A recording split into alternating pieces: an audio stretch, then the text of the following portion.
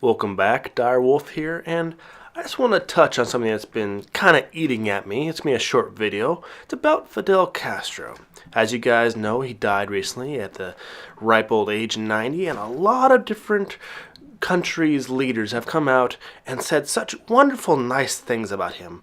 The president of China said he was a great figure of our times. He will be remembered by history and people, and the death of Fidel Castro has made the Chinese people lose a close comrade and sincere friend.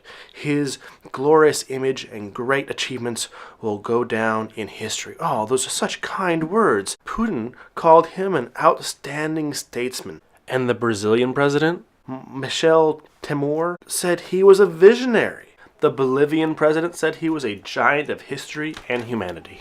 The Ecuadorian president said he was a great man. Even the Canadian Prime Minister, Justin Trudeau, said he was a remarkable leader who served the Cuban people for the majority of his life. Wow, such high praise. He got more praise from the French president, the president of Portugal, and the United Nations, who all released statements on how he was such a wonderful statesman and what a wonderful caretaker of his people.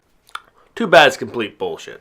Let's be honest about Castro. He took a relatively prosperous little island and completely destroyed it. He destroyed the economy. He destroyed their hospital system. He destroyed their education. In true communist fashion, he socialized everything and then proceeded to run each individual system into the ground because communism doesn't work. It destroys your medical system. It destroys your economy. And on top of that, he crushed all opposition. He silenced all voices that were opposed to him. He had political dissidents set to death. There is 3,615 known documented firing squads where the majority did not have a trial.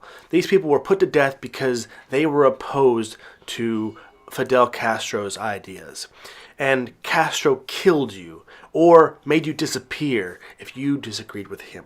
His right-hand man, Che Guevara, you know the guy, immortalized on college students' t-shirts.